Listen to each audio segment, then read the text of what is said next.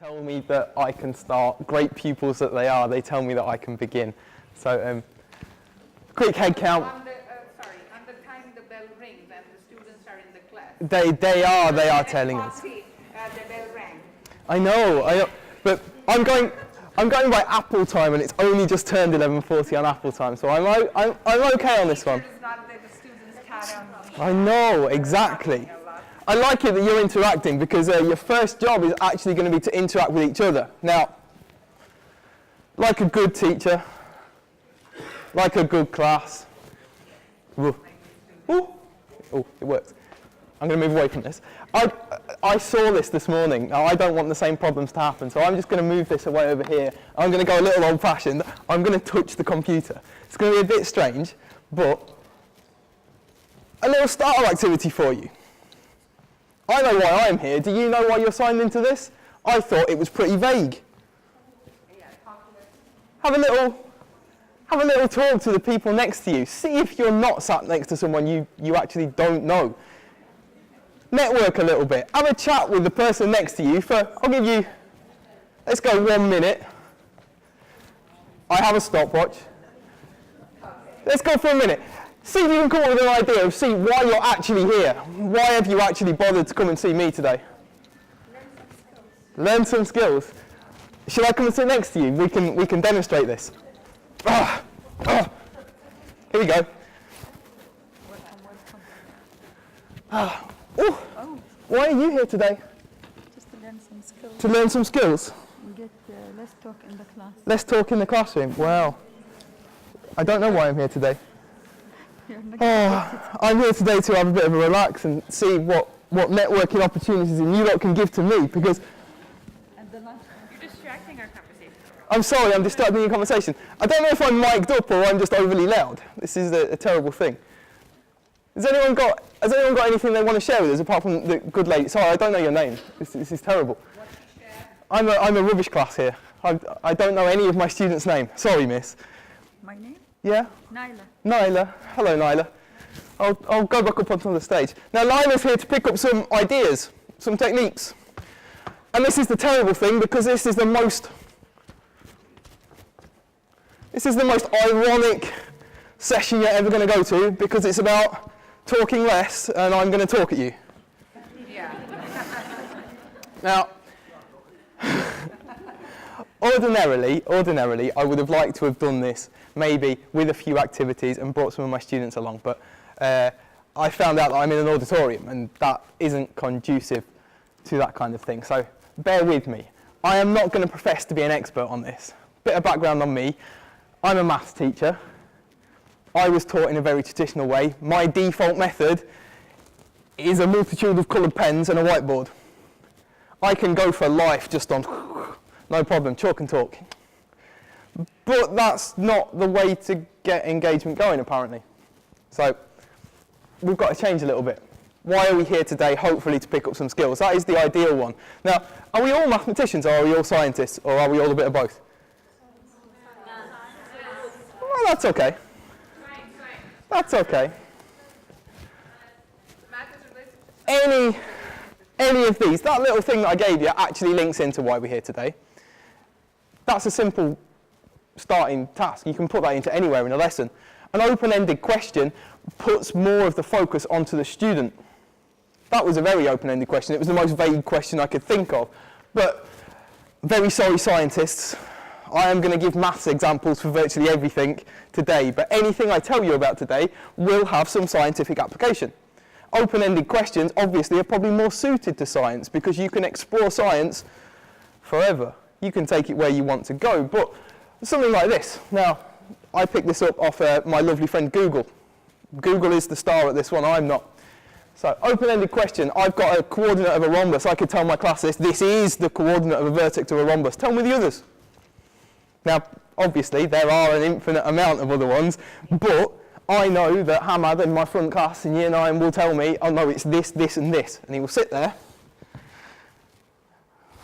and that'll be it. He'll be confident on it. If you ask him to share it with the person next to it, the person next to him will have a completely different answer. Sparks a bit of discussion. You are putting the students into it. They are discussing then the possibilities of infinity. They are discussing different sets. What's a rhombus? How how could it be shaped, how can it be formed? It is just breaking down a little bit and making sure that the students are leading the activities. I don't know if anyone is a scientist that can share an open-ended question for science. I'm not sure. So yeah, why are we here? Teaching more by talking less. You may have worked out by the 5 minutes that I've been in here that I talk a lot. I talk fast, I talk all the time. So this is something that I have to shoehorn into my classes. It's like, oh yeah, shut up. Let the students take some of the control. It is not all down to me to impart my knowledge onto the students. It's not like when we were probably at school. I remember when I worked into my secondary school, my first year maths teacher literally gave me a textbook that my dad had probably used. It was printed in the 50s. You were sat on a single desk, and if you asked a question, you were stupid. It was simple. Now, I led my learning then, but it wasn't through any kind of activities. Now, I suppose it should be more learning. I come up with a title, it's a bit weird. Teaching more by talking less. Now, obviously I want to talk less, but it's not about me teaching. Really, we don't care about what we do, it's more about the students learning. I could be completely superfluous to requirements, kids could learn, it would be great, I don't mind. I'd still get paid and set up the activities. But what inspired me for today was just this person. I wasn't actually going to do something on student-centred activities. It was more to do with this person. This young girl, she's a year 10 student at my school. She's called Bo. She arrived last year. And this probably links into a little bit of where we're going in Dubai. The 2020 Expo, more technologies coming in, a lot more Southeast Asian communities coming into the school. We have a massive influx of Chinese pupils. Next to Bo is Bo's phone. Bo's phone was her best teacher for the first few months of her school. She had an app that translated anything to Chinese. Basically, I wasn't teaching her, her phone was. There was nothing that I did which really impacted on it. If I talked a lot, she had a lot of time trying to translate on her phone. So we had to get into different teaching experiences. Now, this isn't just for people that don't speak our language though, because this clearly applies to all of our students. We want them to be engaged and lead their learning without us having to tell them all about it. And obviously we're not all English speaking schools, so I couldn't do a session on English language learners. I'll stay away from the remote control again. I like moving around the classroom too. This is why I'm dismayed at an auditorium. I am also slightly allergic to microphones. They scare me somewhat. Now, I'm going to go a little bit back to my notes and make sure I actually stick to the program, because I will go off. This is my first little one. Now, obviously none of my slides really have any activities on. They're just a backdrop. I hate those people that put slides up and then read you what they've written on the slide. I've written nothing. This was a little bit of stuff from one of my lecturers way back when at university. So, back at university, we're going back 11 years when I started teacher training. I walked into a lecture room. It was doing a diploma of maths education before training to be a teacher. This was after I'd finished my maths degree. And the lecturer, the doctor, professor now, didn't say a word. She just used gestures. Shrug, how are you? Shrug, I'm okay. You can kind of infer from things what's going on. She used gestures and modelling to get across a method of making this. I still remember how to make this. This is 11 years ago. It's a rhombic dodecahedron with origami, made out of 12 bits of A4 paper with all those folds on it. Now I think that's probably the worst diagram with folds on ever. It starts off nice and simple, yeah, fold in half. You get to the 6th diagram. Yeah. She gave us instructions on how to do it, but they were all in Japanese. I don't speak Japanese, can't do that. So basically, the lesson went on what she modelled and showed and could physically do. So teacher modelling worked really well to kind of get stuff across. She didn't need to speak to any of us in the room to do it. It was all down to the teacher modelling. Just a silent classroom. Everyone was like, what's the point in asking a question? No one's going to answer me. It's in Japanese. But I could still do it. Now, this lady Hilary Povey, she's got some good writings. If you want them, I can email them to you later on. The last slide I give will be an email address. You can get anything from this talk from that. Right? So you don't need to make notes, I will send them on to you. Now, she kind of instilled in me a little kind of quote that I want to go through. Now, we don't learn a lot when we're just writing stuff down. If you go for simple chalk talk, copy, do it, yeah, fine, we might do it. We've all been through university a couple of times to be teachers. We probably have the ability to just deal with boredom and get stuff on paper. A lot of our students don't. So the way that we learn probably isn't going to be the way that they were going to learn. But the one, this is from a brain study in the 80s. I think it's Leslie Hart that did it. Experiences that are multisensory, dramatic, unusual, or emotionally strong are remembered for far longer and in more detail than ordinary routine experiences. So if you can connect with the learner by doing something a bit out of left field, they're more likely to remember it. And I say routine experiences, a little bit like peeling an orange. Peeling an orange. This is, back into the realms of my stuff now. Math teachers out there, do you have to teach surface area of things? An orange is a bit like a sphere, especially Valencia oranges, they work quite nicely. This is an IB class, an IB1 class, International Baccalaureate. They are doing mathematical studies. They basically do not want to do maths ever again, but they have to do it to do this course. They have to know about surface areas. Now, I could take 2 minutes and tell them about it, they will probably forget it. They are not naturally mathematical students. But this activity, first one to share with you, peeling an orange. Take a few oranges, chop them in half, draw around them. It gets a bit messy, but we can draw around them. You get lots and lots of circles, lots and lots. If you then instruct the kids to peel it and then go away and shut up, they can peel off those things and start filling in those circles. Now eventually, once they've finished peeling their oranges, it should cover, hopefully, if they're peeled correctly, 4 circles. And you go, well, what's the area of a circle?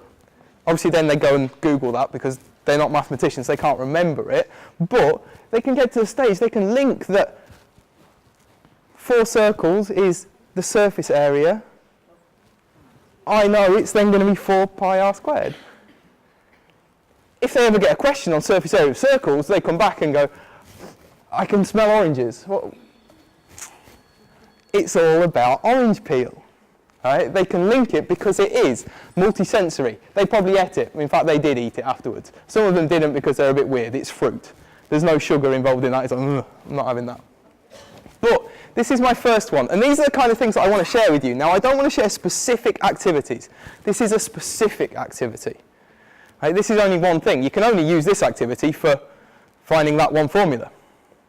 But hopefully, I'm going to share some that will help you, and maybe you lot can help me, with some other things. I'll stay away from the microphone again. It starts getting loud. Sorry.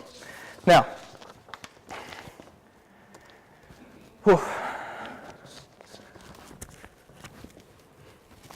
it's just a nice picture of some spices, for no other reason than it looks nice. It's a good backdrop. Now, trading ideas, a marketplace. I want to trade some of my ideas with you. Hopefully you lot can give me some ideas as well. We can share a little bit between us. Because I promise you, I'm not going to talk at you for 45 minutes.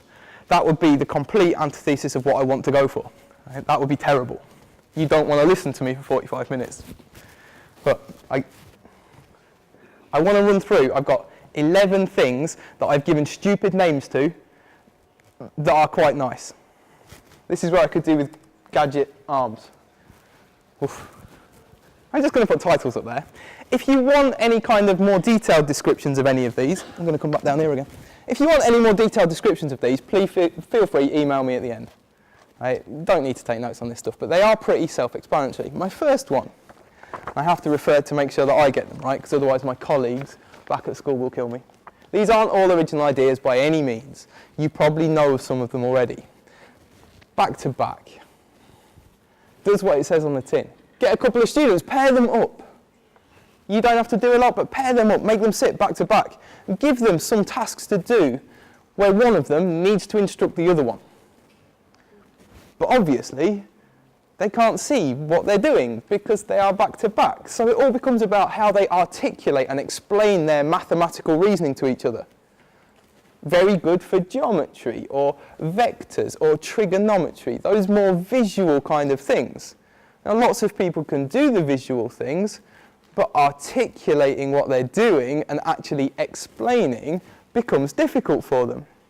If they're sat back to back, they have no choice but to try and get their meaning into words. And if they can explain it, they probably know it. They can show understanding of it. They grasp it a lot better. Does that make sense? See, now I've made the mistake. Is this thing going to work, do you think? Hey!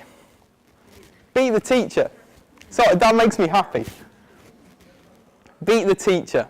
Not the traditional thing. It's not getting a stick and beating your teacher or anything like that. Or even actually trying to be in competition with the teacher. Tell your class you're not going to talk for a little while. You're going to work through some examples of something on the board. You are going to make mistakes. You want them to literally find where your mistakes are, what they are, correct them, and tell you why you are wrong. Now, work in teams, work individually, they can pair up. Some kids will see some mistakes, some won't. But if you're going through many step problems, say you pick up some lovely integration, area under curves, anything like that, there's going to be lots of steps. There's lots of opportunity just to slip in a rogue different number or just do something, a little sign somewhere else, where it can just be a little bit wrong, which makes everything else completely wrong. You're happily working through it, not answering any of their questions. Eventually, they will talk to each other. Where's Sergon? What's he doing? He's stupid. And so what? They will fix it and they will get a better understanding. They can show a better understanding by knowing that you are wrong. If they sit there and go, well, that's brilliant, it's all right, they don't. All they're doing is robots. They've not learnt anything. They can't fix it.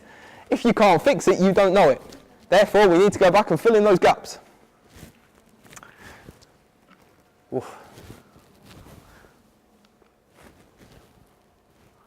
Bodily functions. Bodily functions. We've gone into the realms of science again, but we've not really. Bodily functions. Functions and mathematics, all about actually mapping things out. I don't know about your schools that you work at, but my school is made out of the most drab, grey tiles on the floor that you can ever imagine. There are tiles everywhere. But tiles make a nice grid pattern, like my shirt. I am a walking bit of graph paper. Tiles make a nice grid pattern on the floor. It's very easy to turn that into a giant bit of graph paper. You can make your students, you can give them functions, put some people in charge. Sketch out a function for me using your bodies. Go and stand on coordinates on your tiled floor. Make it really big. Take it outside. They remember actually doing the things outside rather than, okay, I'm going to draw this in my book, scale. No, they remember that they were the coordinate 1, 1. And they know that the line is going off in that direction. Oh, I know I've got an increasing function. It's all good. They can use their selves to move around. Put a few kids in charge. Draw different functions. Make things appear. Mapping stuff out. I can even turn this one into science, but all science teachers will know it anyway. It's the liquids and gases and solids thing where they all stand next to each other. And we can have a hopscotch game in science for periodic table. You can exactly. draw a periodic table on the floor and let them stand on some element and define the Exactly. All it takes is a little bit of floor space. No preparation at all. We all have space. It's pretty much a luxury over here. We have space everywhere. Any more? I like this, by the way. Share things with us, please. Can I? Maybe you could. What's your name, Miss? Marvish. Marvish. Yeah. Marvish. Would you share with the group? There is a game hopscotch we usually do in childhood. We can use that game for science as well. Like we can draw a periodic table on the floor, or we can have a mat for the used chart papers, and we can just put it on the floor and ask students to drop the stone. whatever point they reach the stone, they will stab to that point and define that element. Maybe the atomic number, atomic mass, whatever. That can be used for maths as well.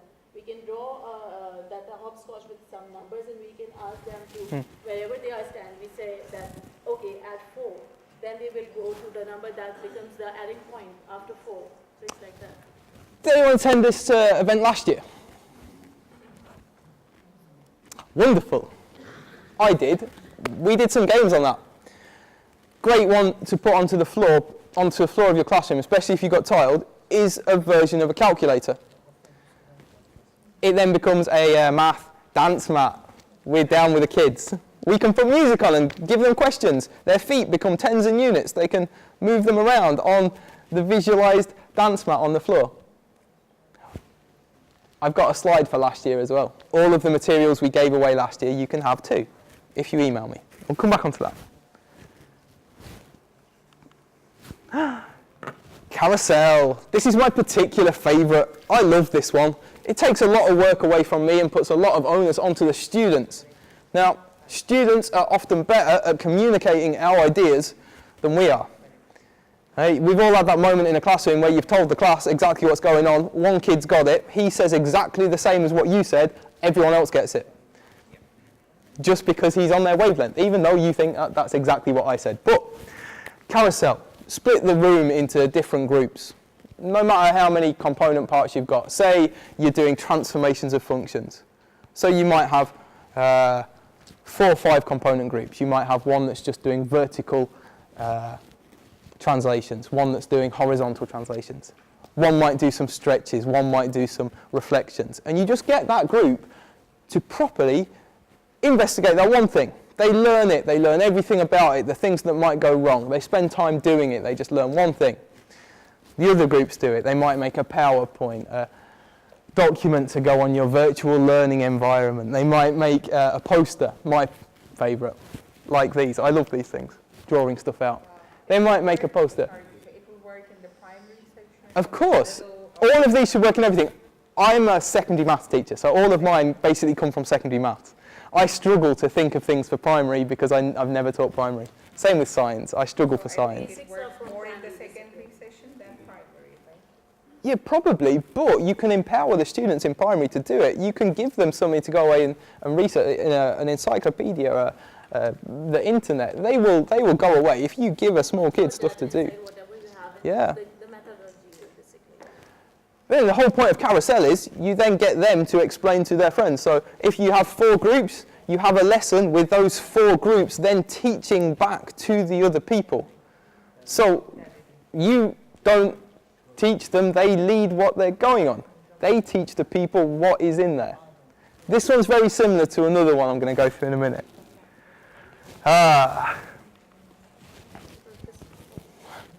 Circus time. Basically, it's a little bit crazy.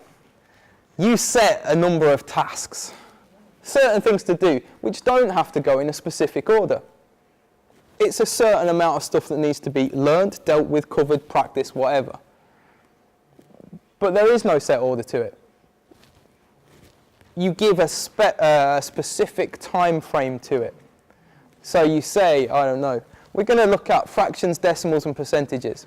Doesn't really matter what order I do those in. So I'm just going to say, we have to learn equivalence, we have to learn how to multiply out percentages, we have to learn about adding fractions. We have to learn all this. You can do it in any way.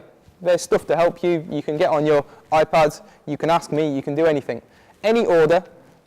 These are the assessment criteria at the end. Go away and do it. You have 2 lessons plus any time in between those.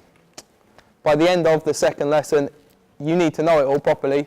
You need to be able to prove it to me. A simple assessment at the end of that will show if they've done it, will show if they know.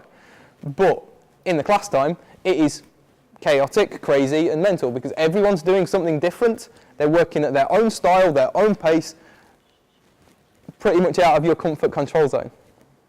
Which is a lot of these things, let's be honest. My comfort and control zone is everyone sat in nice, neat rows like you are, paying attention to what I'm doing up on the board. And we got now 6 more left, I think. Conversion, the simplest student-led learning thing of all time. Yeah, you know how to do maths. Can you tell someone else how to do it? Turn it into words. Verbalise your knowledge. Let someone else understand it. If you can't explain it, do you understand it? If you can't make it clear to someone else, can you really say you properly understand what is going on? Go away, research, make sure you can verbalise it. Make sure you can communicate into someone else. Yeah, we all speak maths and we can do numbers and yeah, it's obvious.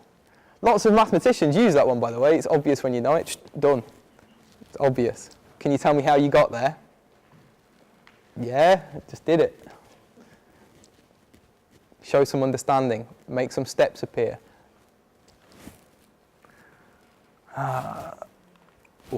Still working. This is number 7. We've only got 11. Getting the time through properly now. Double take. Don't know why I've called this double take. Not really sure at all. But a bit of stuff in advance. Make a video of yourself. Make a photo with some words next to it. Make a poster. Make something that is available in your classroom that can just be there. So you can sit with someone and help them, but you as the teacher made us a video or anything already has the explanation that anyone can go and look at any point. You leave it on your computer, you leave it tacked up on the wall. Kids can get up, I need help. Go and ask me, I'm over there on that wall. I'm working with Mohammed. He needs it. Double take. 2 teachers, but there's only one of you. It requires the teaching at some other point, but then the students can lead. I don't need you to tell me, I can work it out for myself, thank you. I can go at my own pace.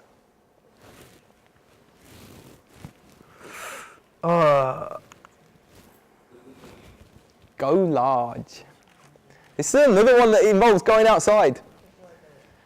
If we're, oh, you might not need to go outside. Grabbing a bit of chalk is a wonderful thing. I love doing this. I preferred it more in England because it washed away very quickly, so no one could see the stupid mistakes that your class has made. But get some chalk, go outside onto the tarmac and work in big style on the floor where everyone can see everyone else's work and be a critic of what's going on.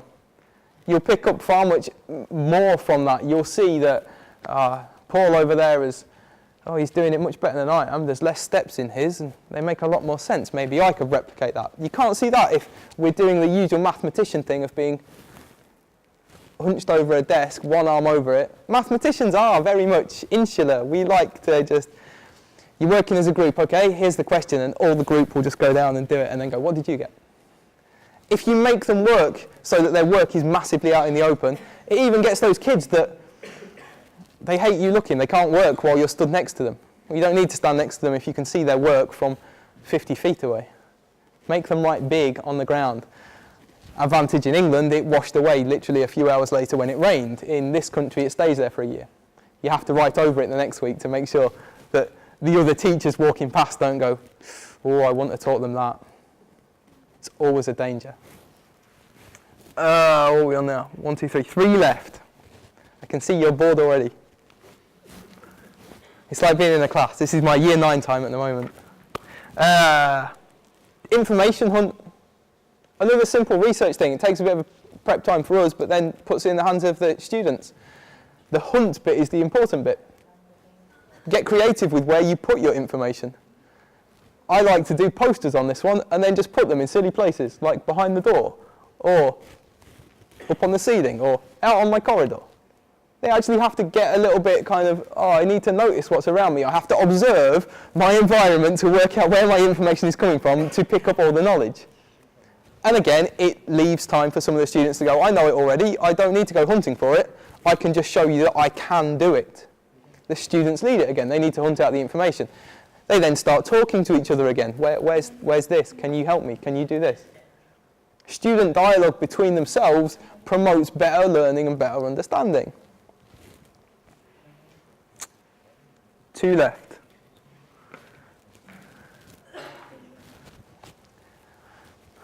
It goes back to my spice marketplace. Now, this is like the chaotic carousel. Carousel, you gave your groups specific things and then you wanted them in a nice controlled environment to teach it to the others. Marketplace, it's for the children of today that obviously have no patience. In their groups, they have to research and work out their own part of their thing. What have I put down here? I've set topic. And instead of teaching it to others, they need to trade their knowledge at the other market stalls to get the knowledge. They have to get up, move around. They have to wait until the other stalls have got their display, poster, PowerPoint finished to go and have a look. Or they can trade with another information. Exactly, and they can take their information and they can go out, and it's a bit of an against the clock kind of thing. It's a lot more chaotic, but can you get all the information in together on your group and know everything before anyone else? Boys love that. Girls don't for some reason, don't know why. Bit of competition, they think it's like, oh brilliant, I can win. Yeah, what you're actually winning is knowledge of how to do geeky maths, but you don't tell them that, it's just winning, yes.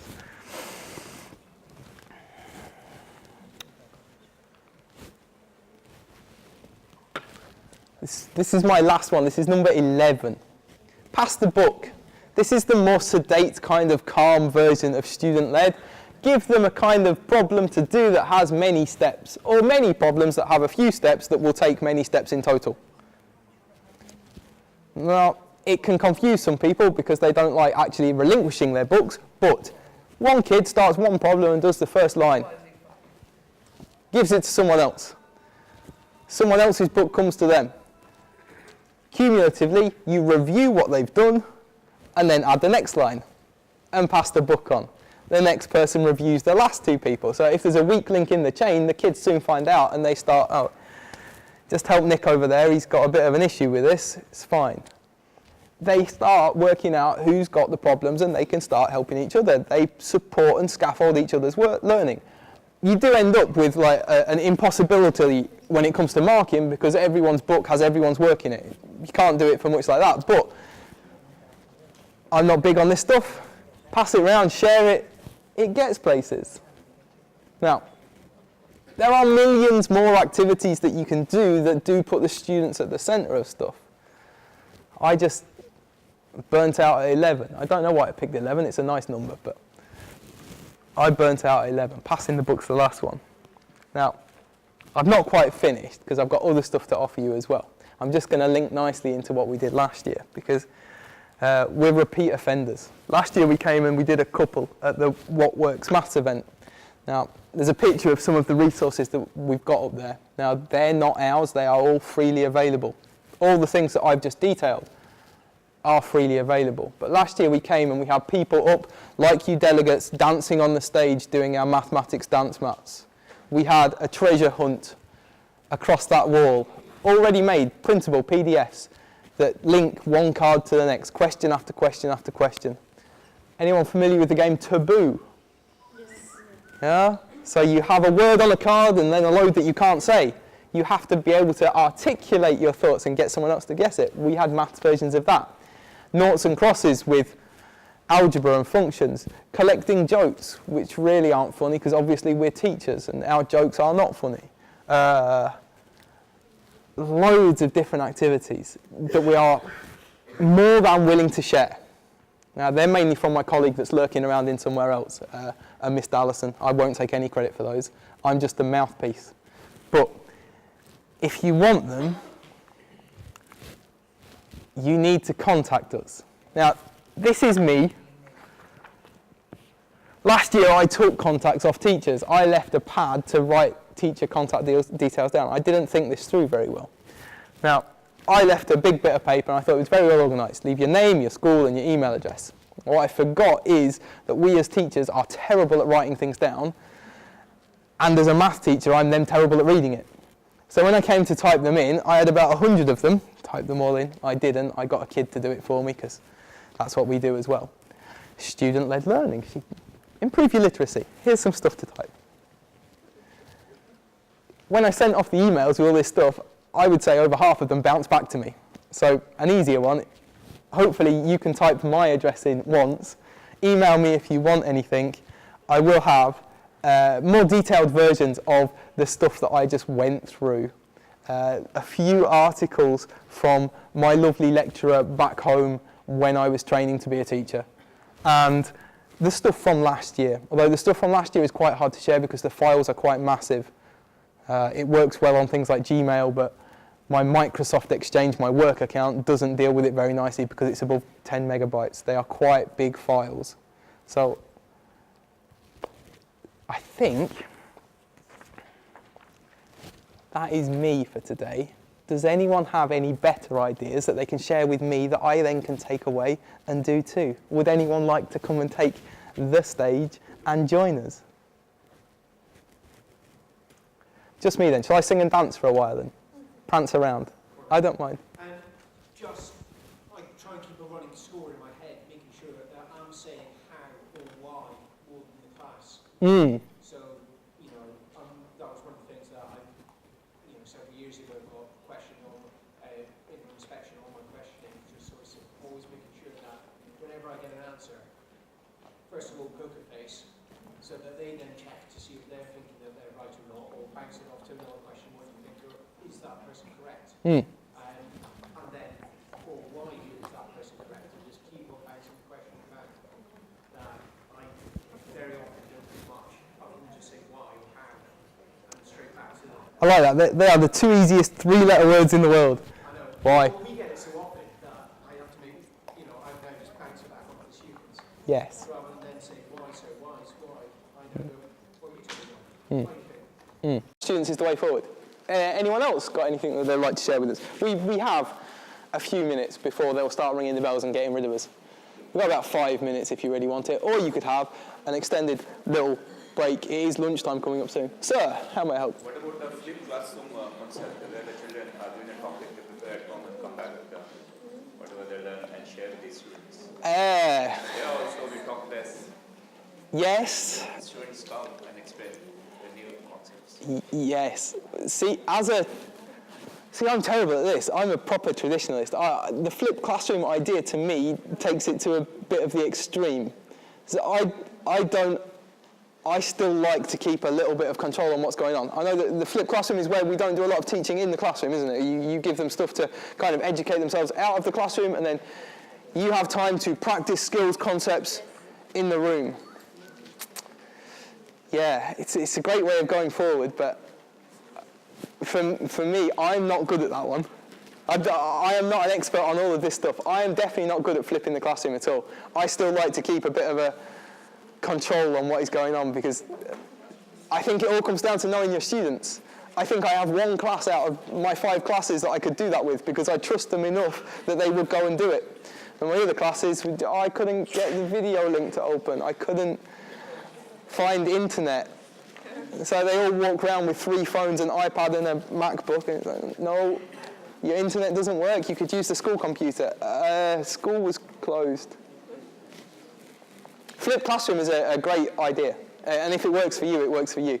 Like the same on these things. Like some of these, I find difficult to implement with all classes. You're never going to get one thing that works with every single group that you do. It is impossible, but you know your students. Like, I have a class in my IB1 group at the moment that hate doing anything that's not, you tell us, we then practice. You can try doing stuff with them, and they're like, okay, what page is it now?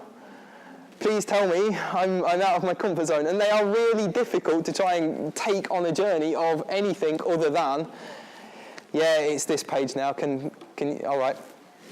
I've not finished talking to you yet. Oh, no, I'm busy. It's like, I am superfluous in that classroom. You might as well just pack me off somewhere else. What works for your classes will work for your classes. That's the simple thing, really, isn't it? But you don't need me to tell you that. Probably we all know that already. It has been a pleasure, ladies and gentlemen. It is lunchtime, I believe. You've probably got a step on everyone else because I finished, I'm going to say, 2 minutes early. I've only managed to talk at you about not talking for 37 minutes. I think that's amazing. Sorry.